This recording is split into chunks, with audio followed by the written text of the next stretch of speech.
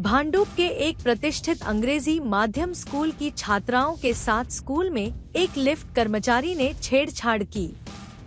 इस युवक का नाम गोपाल गौड़ा, उम्र 27 साल है और वह स्कूल के बेसमेंट में लिफ्ट के मेंटेनेंस का काम कर रहा था। उस वक्त दोपहर 1 बजे के बीच 5वीं कक्षा की लड़कियां वहां योगा क्लास के लिए आई थी।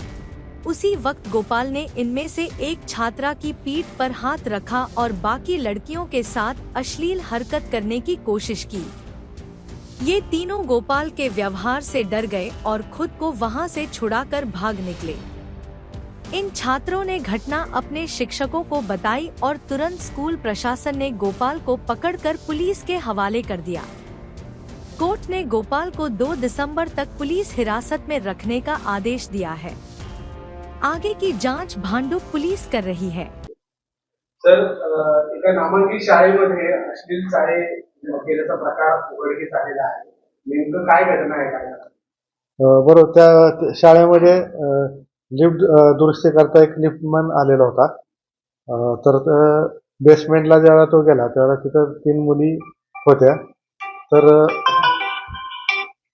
त्या मुलींचं मोलेस्टेशन केलं, एकटं बघत राहणे किंवा एका मुलीच्या पाठीवरून हात फिरवलेले होते. सर, नेमकी आता पोलिसांकडून काय कारवाई करण्यात आलेली आहे? शाळा प्रशासनाने नेमकी काय केलं? शाळा प्रशासन त्याच वेळेला त्या मुली टीचरांच्याकडे गेल्या होत्या. त्यांनी लगेचच कार्यवाही करून पोलिसांना कळवलेलं होतं आणि पोलीस तिथं जाताच आरोपीला फिर्यादी मुलींचे एका म्हणजे पीडित मुलीची आई ची FIR घेण्यात आलेली आहे आणि आरोपीला त्वरित अटक करण्यात आलेली आहे. सध्या आरोपी पोलीस कस्टडीमध्ये आहे. 2 तारखेपर्यंत न्यायालयाने त्याला रिमांड दिलेला आहे. सर, नेमकं आता शाळा प्रशासनाने तुम्ही काय आवाहन कराल? कारण की विद्यार्थी जे अशा पद्धतीने तिथे त्यांची सेफ्टी आहे ती घेणं खूप गरजेचं आहे. म्हणजे सध्या आपण पाहतो सार्वजनिक स्तरावर CCTV कॅमेरे लावणे किंवा पोलिसांच्या निर्भया म्हणजे भांडुपमध्ये जर शाळा लेवलला जनजागृती करण्यात येत असते. मुलींना म्हणजे अल्पवयीन मुलींसाठी ते गुड टच, बॅड टच ह्याचं पण मार्गदर्शन करण्यात येत असतं निर्भया स्तरावर.